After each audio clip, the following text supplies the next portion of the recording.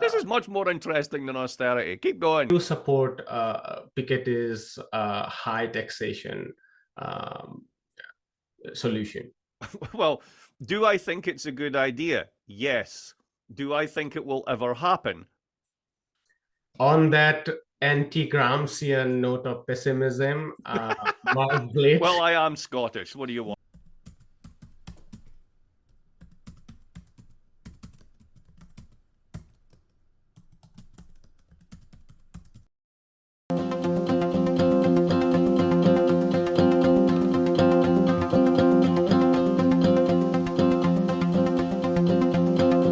Hello and welcome.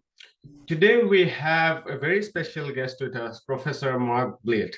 Mark is a Scottish-American professor and he teaches at Brown. Today we are discussing his book, Austerity, The History of a Dangerous Idea. Mark, welcome to India and Global Left. No, it's nice to be with you. It's nice to talk about a book that I published 10 years ago as well. You don't get to do that very often.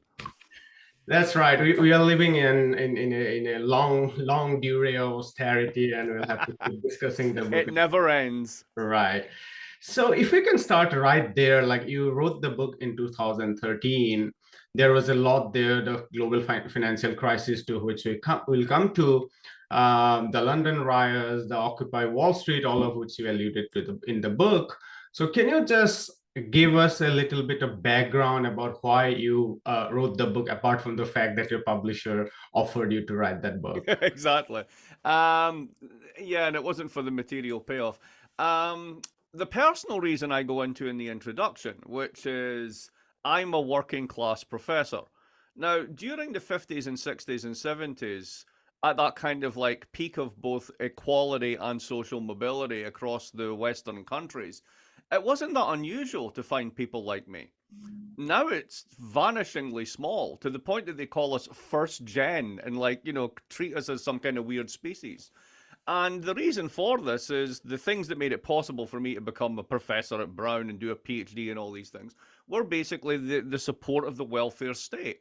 So when austerity became the sort of policy du jour, by which we mean cutting the government's budget in the middle of a recession in order to promote the animal spirits of investors, because apparently they really like to invest money when the economy's in the toilet. But, putting that to one side, the argument was that this was going to be best for all, we'd end up with higher growth rates and all the rest of it. And it's utter nonsense. This is class politics. This is basically, and they admitted it, at least in the British context, that this was an opportunity to reduce the size of the state, and that's what they wanted to do. And all the stuff about investor expectations and expansionary austerity or all the rest of it was just nonsense. If it happened to work, that would be a bonus, but that was never the real reason behind it. So I felt compelled to write about this and try and expose it for the charade that it was, because it was on a deeply personal level kind of revolting to me, because what it meant was that the next version of me that was coming up, which is becoming rarer and rarer all the time, simply wasn't going to be there. And we see this if you look at the British system just now, $9,000 a year in fees. I mean, my family was unbanked. If we had to fill in the forms and claim loans and all this sort of stuff, it would never have happened. I would never have went near a university. So, I just saw this as like outrageous class politics. Right. You mentioned in your preface, I guess, that the welfare state allowed you to, in fact, make the social mobility that you ended up. Yes, absolutely. And this is an frontal attack on the welfare state. Absolutely, and we are going to discuss some of that. But let's start with the banking crisis, because you argue in your book that at the heart of the austerity, there is the banking crisis, and a lot of the sovereign debt has to do with the banking crisis. And you begin your book pretty much in the 1980s in a way with the banking revolution that led to, banks switching to this sort of repo market, if you like, lending very short-term loans, and, that eventually that was traded and it got linked to the housing market. So if you can just explain our viewers very briefly about what that crisis in the repo market was and that illiquidity, liquidity crunch, if you like. I think you kind of just explained it yourself. So let me just riff on this. Okay, I'll use Britain as the example again, right? Because everyone remembers Mrs. Thatcher, right? Mm. Now, Mrs. Thatcher basically deregulated, liberalized banking, right? Now, why did she do this? She did this, and her government did this because the idea was that this would create a tsunami of capital that would be looking for investor returns, and that would reinvigorate British industry. And what they found out instead was that left to its own, finance would rather asset strip industry, shut it down, ship it abroad, and invest in things like mortgages and credit cards. So we got the financial revolution, and that buoyed the consumption that went through the 80s into the 90s. Now, the thing about mortgages is they tend to be very safe so long as they're uncorrelated. That is to say, if prices in Manchester go down, it doesn't mean that London goes down. And what we had in the crisis of 2008, because of the way that mortgages were packaged into particular bonds, particularly in the United States, was the fact that they all became correlated. Now, that's part number one, right? So you got bond correlation, right? The second one is the way that banks dealt with mortgages is they didn't look at you as a borrower and say, I will give you this money and over 30 years you'll pay it back. Banks basically originated and then distributed and then sold them on and they got packaged into these bonds. Point number two.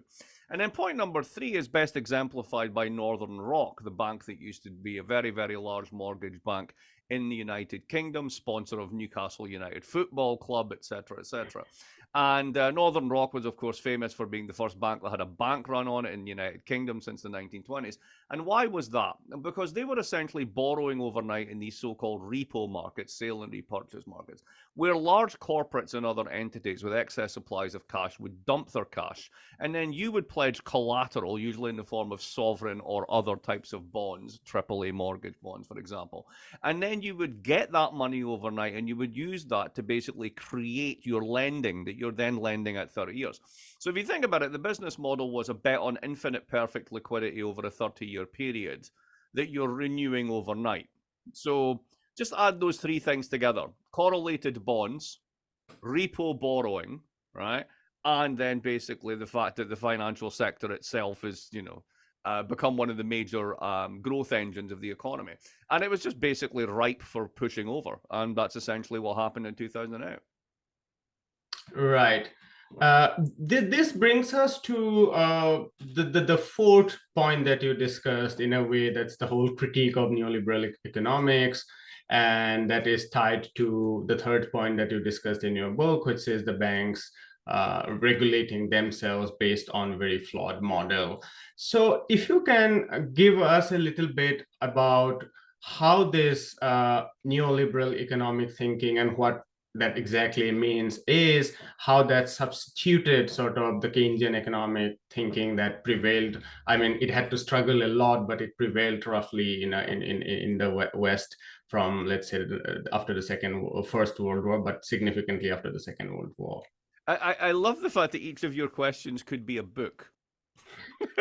It's like, could you just do this enormous thing in a very constrained way? Right. Luckily, I've done this in another book called Angrynomics. So the middle of that is an attempt to do exactly this. And the way that I happened upon this was I started going to tech conferences because I wanted to figure out how much tech was nonsense and how much of it was real. And the way that you do this is you get to go on as a speaker because tech people want to know about economics, but they don't really know about it. But you need a way of translating it.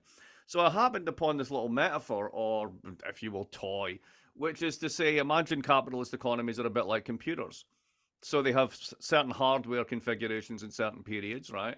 Every country has a labor market, every country has a product market, every country has a capital market, but they're all various different sizes and depths, etc., right? They have different chips powering them. Some are exports, some are consumption, etc.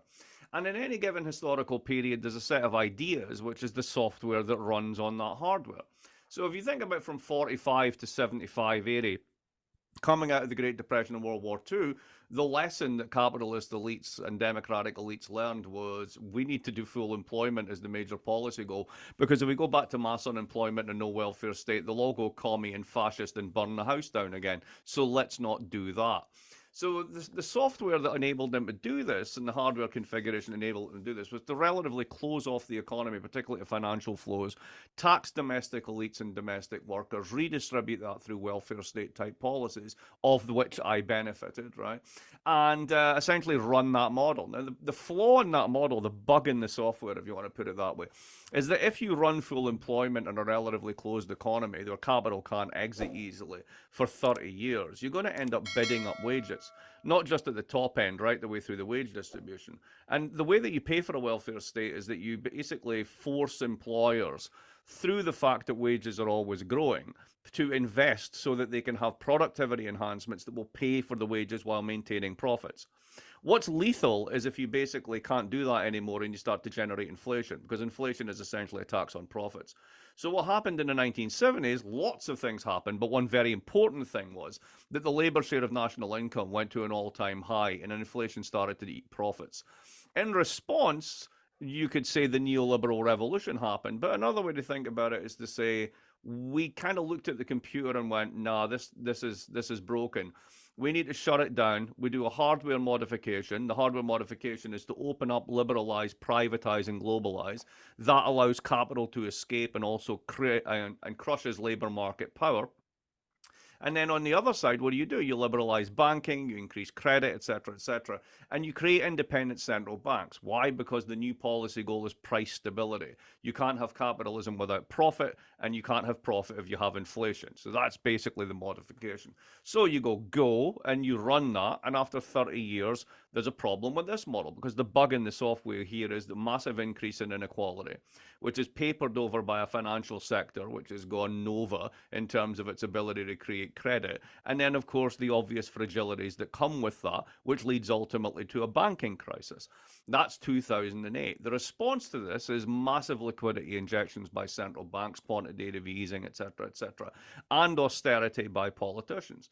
What does this do? It polarizes society and creates populism, but it does stabilize the profit share and it does stabilize, once again, capital labor relations, at least in such a way that we haven't rebooted the system, but we have basically brought it back to life. Think about it as like you've taken in your computer and you've written some new source code and plugged it in without doing any type of real fundamental fix to the bugs that are still there. And that's pretty much the situation we find ourselves in today. Right. This is just a follow-up. Like I often think about this. I mean, in many ways, if you look, and you're like sort of, I don't know if it was part two, you deal at length with the history of economic thought.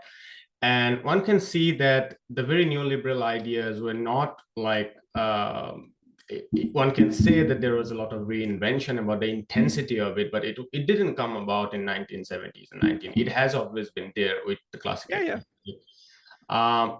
What led to, is it the promotion of the Chicago School of Thought and these professors and the conferences they went to?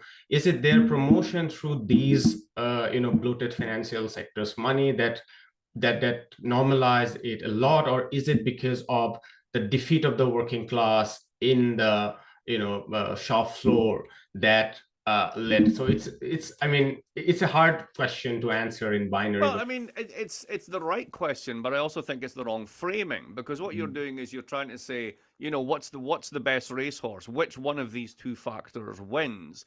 And in fact, you can't have one without the other, right? I mean, it's multi-causal.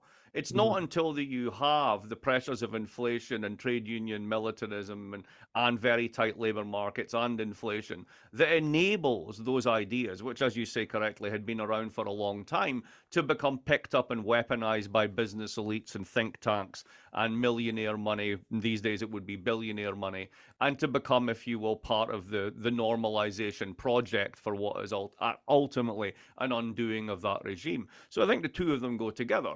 As Milton Friedman said in the preface to Capitalism and Freedom way back in 1962, the point of books such as this is to wait around until the time is right. And then when a real or perceived crisis comes along, we have the ideas that are lying around that are going to be used. But that real or perceived crisis had to happen. And the crisis had to be perceived in a particular way for those ideas to become actionable. And all of that, in a sense, has to come together. So that is that wonderfully complex history of the 1970s in particular. One of the interesting things that struck me, as you said, about waiting for the right moment, because there is that natural law that to take over, reminds me of the very orthodox brand of, classical Marxism that would say that, revolutions would happen. You just have Yeah. to wait, and you Well, don't. there are wonderful parallels between, both liberalism as a revolutionary ideology and Marxism, in the sense that Marxism is a self-consciously revolutionary ideology.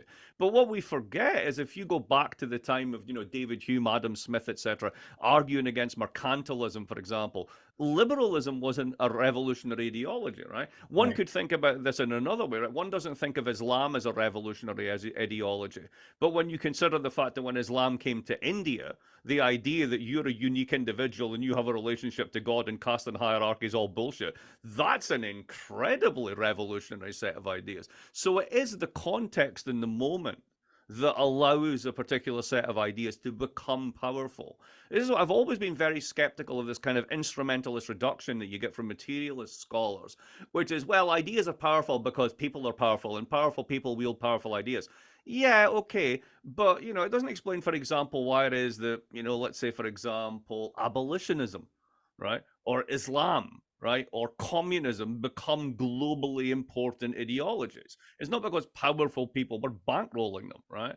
So there is something about context and moment that creates the power of an idea rather than just the instrumental power behind it.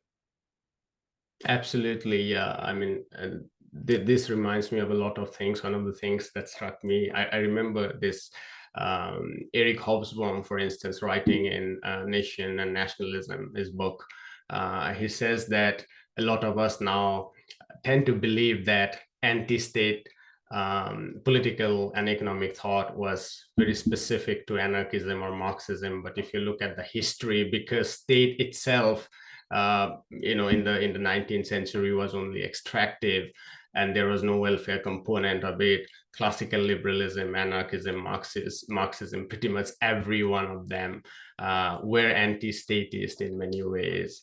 Uh, Exactly. Now, and a really interesting. I mean, I go into this in the book in one of the chapters. I mean, the intellectual history of austerity is very interesting at this juncture because you have this split in liberalism around the 1830s, 1840s, where on the one hand you have the Ricardians, who are essentially there's a giant organic clock out there called the economy, and you can't touch it, and anything you try and do to ameliorate the symptoms of poverty will only blow back and make things worse.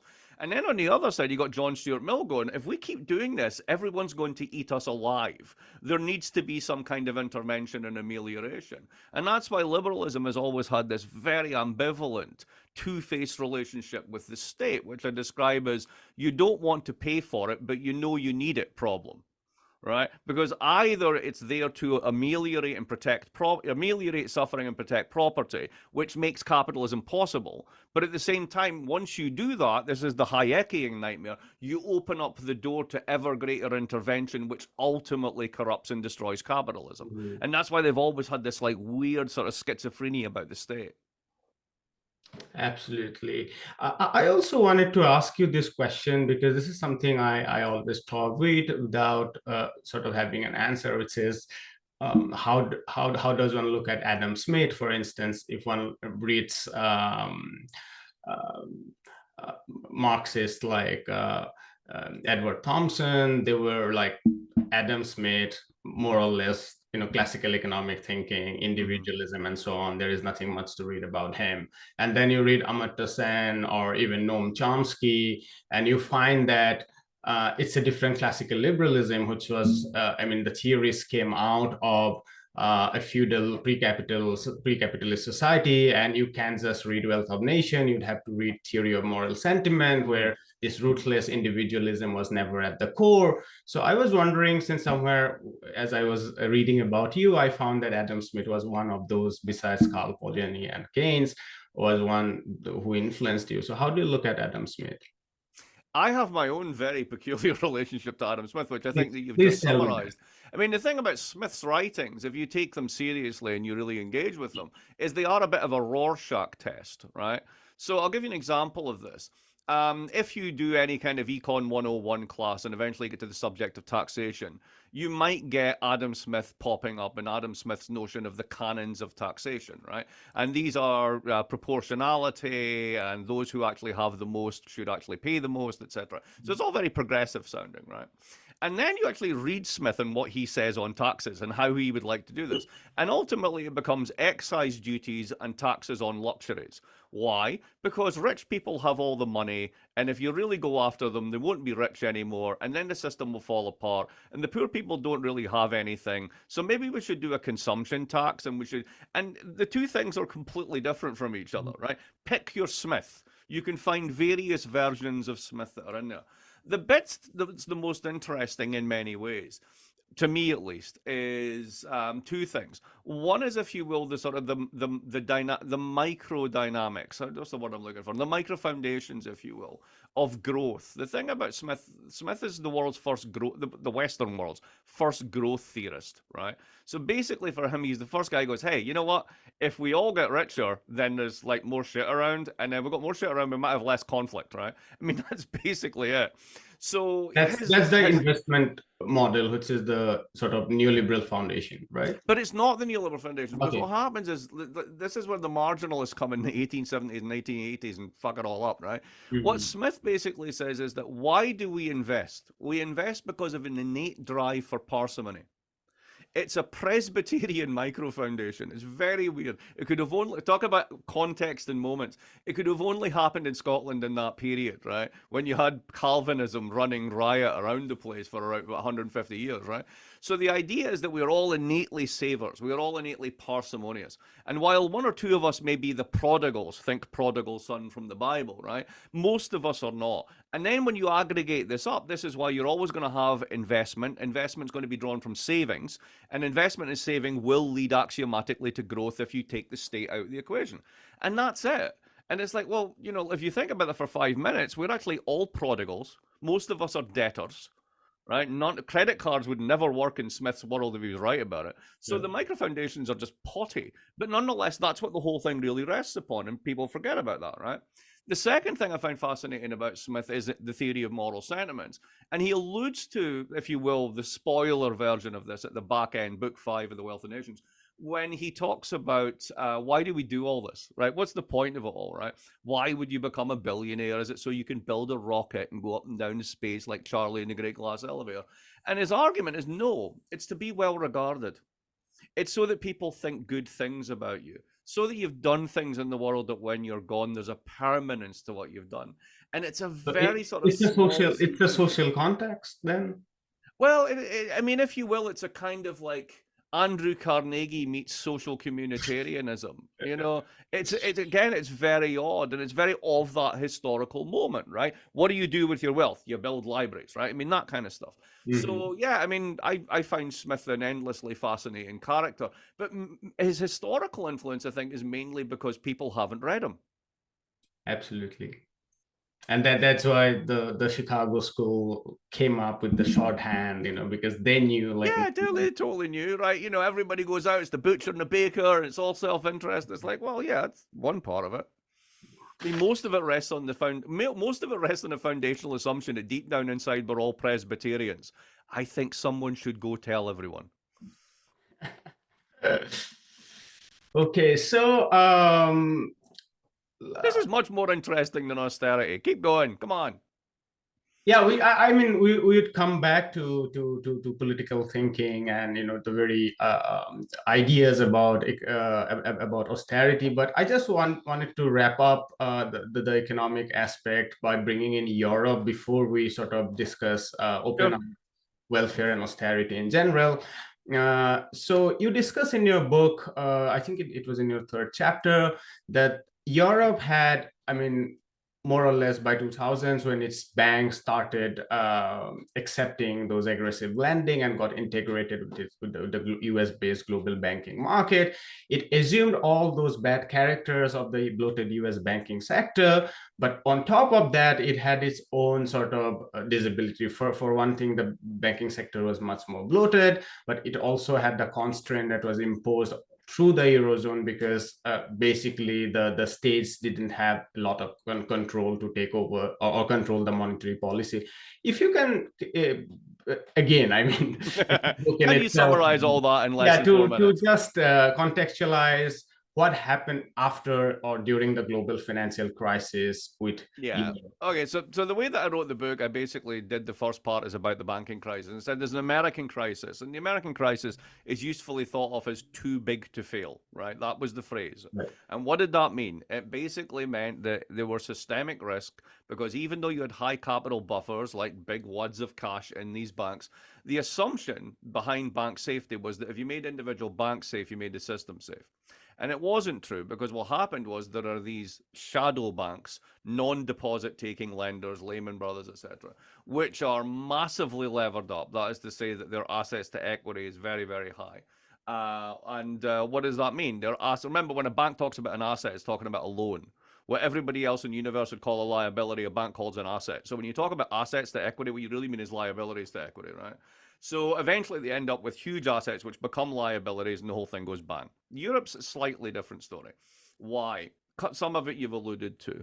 The euro comes in. As the euro comes in, basically you're a banker sitting in France. You used to get 25% in 1991 for buying a Greek bond, which is essentially a 1 in 4 default probability. Now, you know that it's not going to happen, so that's easy money, right? But once the euro comes in, essentially everybody's going to be using the same currency. They're going to be issuing euro-denominated debt. Essentially, everybody's going to be borrowing at the rate of the cheapest borrower. Mhm. Now, that's great because that means you borrow cheaper, but it means if you're buying this stuff, your yield, your return for holding the bond is going to collapse. So what happens is, rationally, all these different banks go, we need to buy this stuff before it goes down. And the very act of everybody buying more and more of it actually pushed it down because bond yields and prices vary inversely, right? So you get this giant convergence down to the German interest rate, and then the euro comes in. And everything's fine for the first almost decade. And then the banking crisis hits. Well, why is this a problem? Because you've been stuffing your banks with sovereign debt and you've been pretending it's all German. Well, the minute people turn around and go, do the Greeks actually have a business model? They started this crisis with 100% debt to GDP. I don't think they're going to pay this back. And as you say, they don't have their own independent monetary or fiscal policy. They can't step in and unilaterally bail things the way that a sovereign state can, right? And get into that later if you want. But essentially, what that means is they're all hostage to the ECB's policy. And in the first part of the crisis, when Trichet was in charge, the policy was a disaster because it basically accelerated the risk as basically um, investors holding debts of European sovereigns began to dump them out of their portfolio because they thought they were risky. But the more that you dump them, the more the price goes down. Therefore, the more that risk that they have, the more the yield goes up. Now, in normal stable times, as that yield goes up, you'd think, hey, I'm going to buy that. I'm going to get a lot of that yield. But you worry about it because if Greece defaults, you get nothing. And then you have to sell off your next most important thing, your next most risky thing, which is probably Ireland. And then once you've sold off Ireland, you sell off Portugal. This is where the whole thing about the pigs comes up, right? And it creates this daisy chain of risk whereby if one goes, they all go, and then eventually they go to Spain. And Spain is not too big to fail, it's too big to bail. Right. So essentially, the problem you have on the European side is not a too big to fail problem, it's a too big to bail problem. Now, why did this become a problem? How did it become a sovereign debt crisis in the way that it was done? Is too much spending and all the bullshit they did. Well, Germany's emblematic in this one. The first round of the crisis, they spent $500 million bailing out a real estate lender. They recapitalized Commerzbank, all this sort of stuff. And the reason that the Greeks were on the hook was because German and French banks had lent them tons and tons of cash, and they'd basically bought loads and loads of bonds. Now, what was going to happen if Greece went to zero was those banks would have exploded, because if Lehman Brothers was running 30-1 leverage on an average Tuesday, Deutsche Bank was running 50-1. So they would just go bang if any of that stuff went down. So essentially, the whole sort of we need to put emergency liquidity funding into this. I'm going to put austerity into these countries to stabilize balance sheets was really about stabilizing the banks of France and Germany because the governments themselves couldn't go back to the public again and go, hey, you know how in 2009 we just bailed out all those bankers? We really need to do it again because they've totally screwed up on peripheral lending. Instead of which you blame the Greeks for borrowing the money that you gave them at incredibly low rates, and now they can't pay it back. And that was basically the story. Right. This gives me an opportunity to bring up this, I think what you call it as a, con sorry, I forget the term, but basically your idea that you cannot, everyone cannot cut down spending at the same time. If someone has to do an export form of lending, Yeah, someone it's a has fallacy of to, composition. yeah, Standard fallacy fallacy of composition, right? competition. So can you explain the role or the location of Germany in Europe and why it's a bad idea to, I mean, because you argue that maybe there is a time or there is a time when Greece might have to reduce some of its debt, but to resort to austerity everywhere in Europe is a dangerous idea in itself. No, yeah, I mean, it's not to do with the Germans, it's to do with austerity. If Britain did this tomorrow, it'd be the same story. Look, it's very simple. Imagine a sum, 100 over 100. Now, let's imagine the bottom is GDP and the top is debt. You now have 100% debt to GDP. Now, let's say that you go on an austerity binge. You think that that debt's too high. So you cut your spending on the grounds that if you cut your spending, you'll be generating less debt. So let's say that you cut massively and you cut 20% of GDP. Well, the sum is now 100 over 80. In other words, your GDP debt to debt ratio went from 100 to 120. You have more debt because you shrunk the economy. Right? That's it. It's really that simple. It's the denominator effect. Now, what was meant to offset this was the confidence effect that you would get by cutting that spending. And I like to tell the story this way. Imagine you're in Spain. You work in the private sector in a bank. Your wife is a teacher.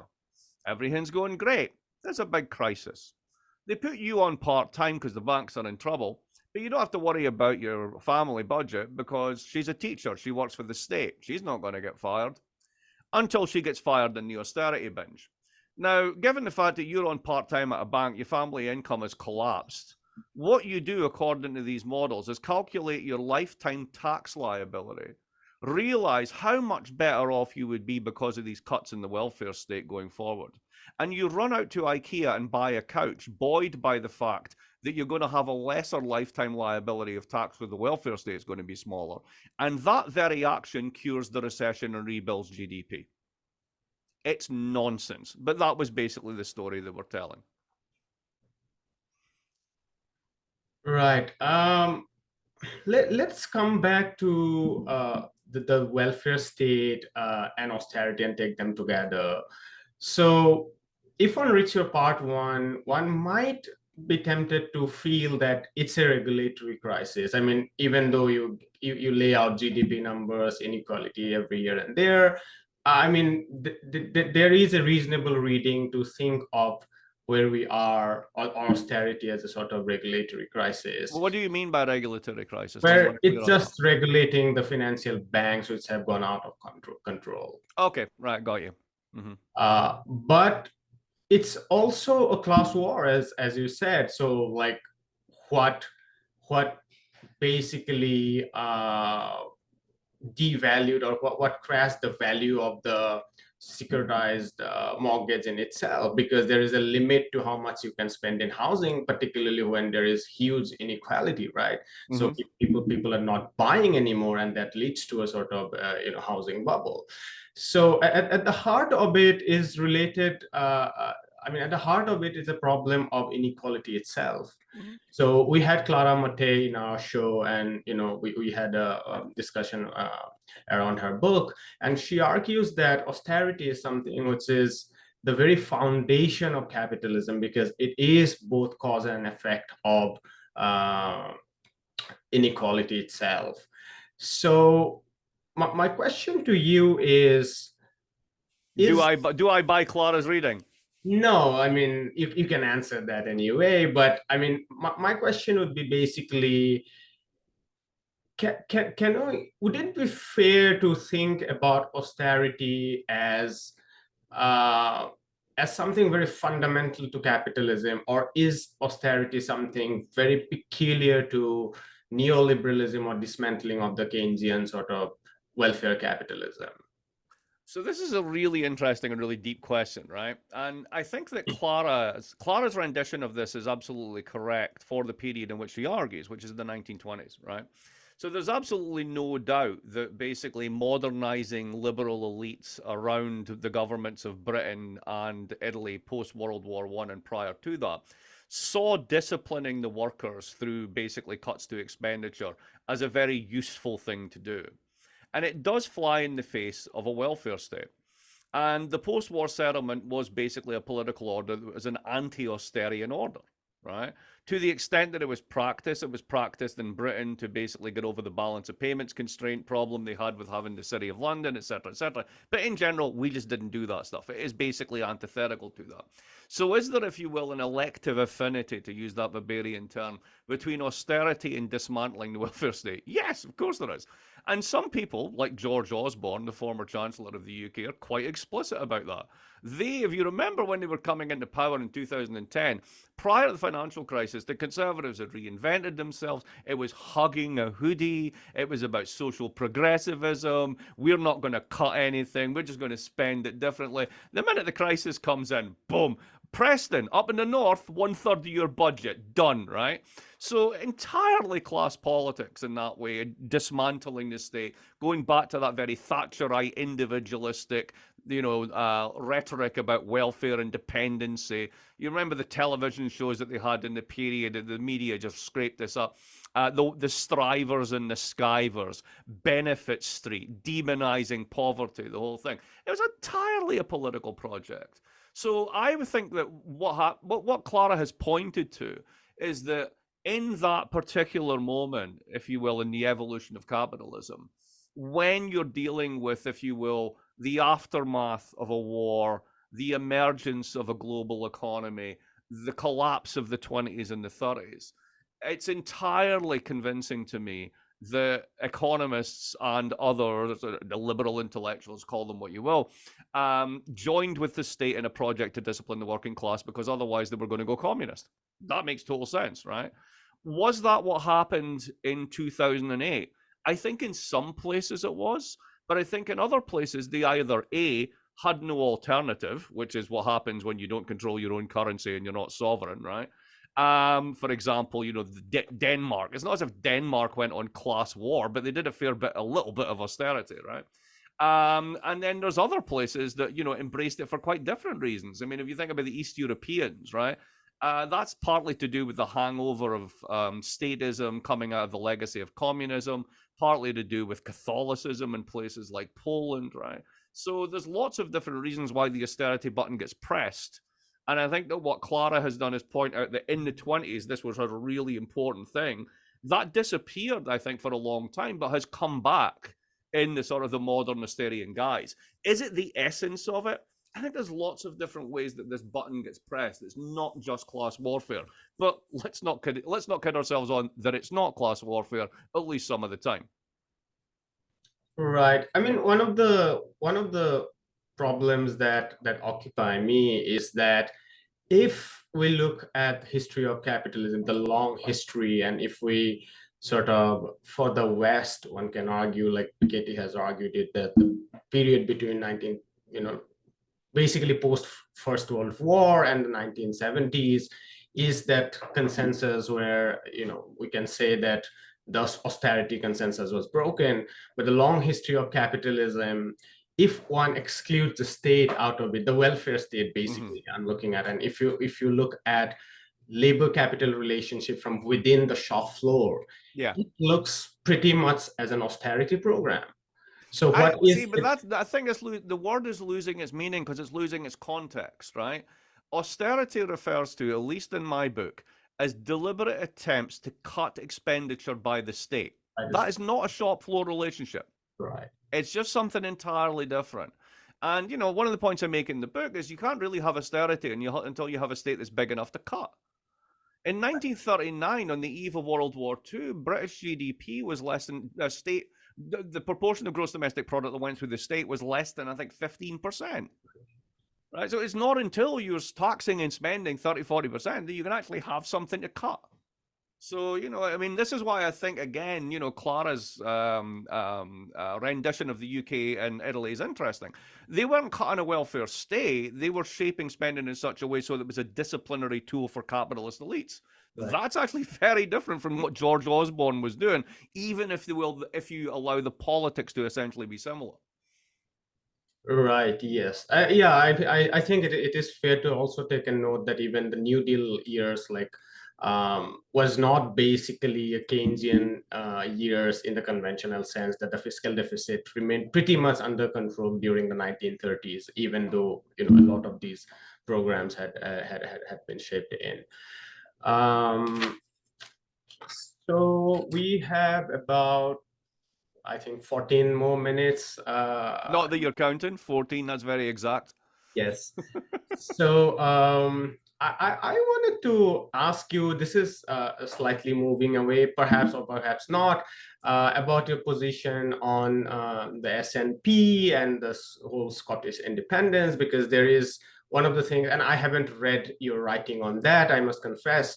So I was wondering, like, if that emerges out of, because you are both an economist, and I think your education started as a political science students. Mhm. So, does your position come from a sort of political thinking of something like, right to self-determination and so on? No, Or, absolutely not. It's very simple. It's a lifeboat theory of political economy. The British economy is run by a bunch of rent seeking morons who are destroying it day by day. And Scotland is a lifeboat. Labour has one electoral chance this time when they get out to fundamentally reboot that business model and make it sustainable in such a way that you don't see the breakup of the United Kingdom. I regard the breakup of the United Kingdom, if that doesn't happen, as an inevitability. Therefore, my stance on this is I am supportive of an inevitability. It is not based on self determination. It is not based upon democracy. It is not based upon anything. It is literally a lifeboat theory of political economy. That's it. Now, if it's the case that Labour miraculously turns round, wins the next election, transforms the British business model, and turns it into a sustainable quasi-social democracy that massively reduces inequality and creates much better life chances, I might reconsider my position. But just now, the lifeboat looks pretty good. right. I think this is a question that leftists from Scotland has, I mean, they have often been preoccupied, and no wonder. I think it was Tom Nain, I might be wrong. Mm-hmm. He wrote a lot about the question of nationalism because it mattered a lot. Well, to me, it's a question. Look, put it this way. What's the one they say in French? Je ne suis pas un marxiste, je suis marxistant, right? It's the same thing. I'm not a nationalist. I'm a nationalist bone in my body. I don't go around waving flags or thinking we're better people or whatever. It's like this is a separate political economy. It's a small peripheral part of a large free trade zone called the United Kingdom, and the large free trade zone's not doing well.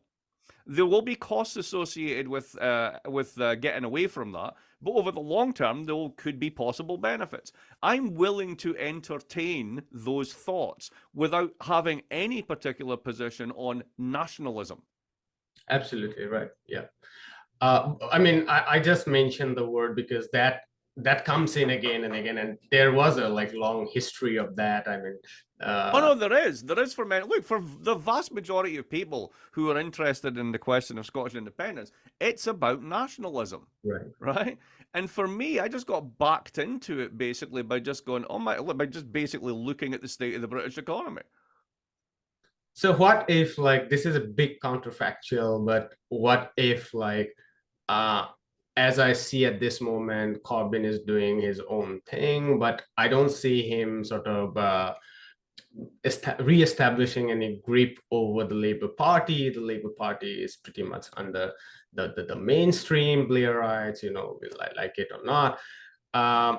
What's your sort of reading of the British situation? Because on one hand, the Tories are extremely unpopular in many ways, and they seem to have no answer but austerity, and they are just going which on. nobody believes, right? I mean, this is the important thing. They can try and demonize strikers all they want, but it's not working. Because ultimately the British people have woken up to the fact that these are a bunch of complete con artists But the Labour Party's response, whose main trick is to basically sell off chunks of the state to their mates and basically get rents from that. That's the business model for them as a class. That's what they do. They don't govern. They generate rents for themselves. Right? Be very clear. That's exactly what it is. Right? And that is a pathological way to run an economy. Now, the problem with the Corbyn side is, yes, after sort of like Blairism in Iraq, you needed some kind of reaction from the left. But the problem is, you live in a capitalist economy. You're not going to socialize everything. That's never going to happen, right? And the Corbynites had absolutely no connection to business, like none, like zero. There was nobody to talk to. How do you run a large capitalist economy with a bunch of people who are pretty good on social theory but have no idea how a bond market works? So you've got to have people in the room who are willing to talk about the very real social conditions and political projects that one would like to push forward, whether it is decarbonization, greater equality, greater opportunity, and how to get there. But you can't just do it because you've read Puslansis. You've got to have some conversation with the people who actually make the investment decisions in the economy. That's the hard thing for the left to grasp with, and it's always been a problem. So, if I remember right, one of the things that was there in the manifesto, the Corbynite manifesto, and it, like we know, basically it's snuffed out because of the immigration, the Brexit was made the big deal, and that sort of in a way xenophobia sort of overtook anything that might have been a possibility. From that manifesto, I felt it was a good manifesto, and one of the most radical things that one can think of is the nationalization of the railway, which I believe is not an absurd idea. So I mean, yeah, but I mean, it's hardly that radical, is it? I mean, the Swiss have a nationalized railway. Right. I mean, come on. In India, America has a nationalized railway, for God's sake. This is what I mean. The government, the British government, particularly in its Tory mode, right? But the Labour did this with PPP stuff all the time. They see their job as like going, oh, there's an asset. Can I just give this away at bargain rate to the private sector, and hopefully some good will come of it? That's the model, right? That's what's broken things.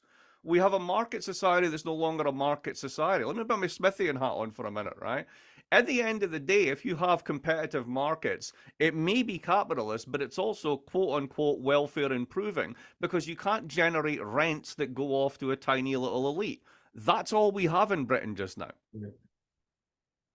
Right. This brings me to probably the last question, and it's an irony because talking about market, we end up doing more shows about the global north, despite starting out as a platform which sort of in a very idealistic way that we will bring more of the global south. But it's again market that structures much of what we do because of partly it's because of the language problem. The global south is much more linguistically diverse, but then there is also a problem of levels of education. We get much more response from the global north, and we are guilty of responding to that. But let's just bring global south as it has always been.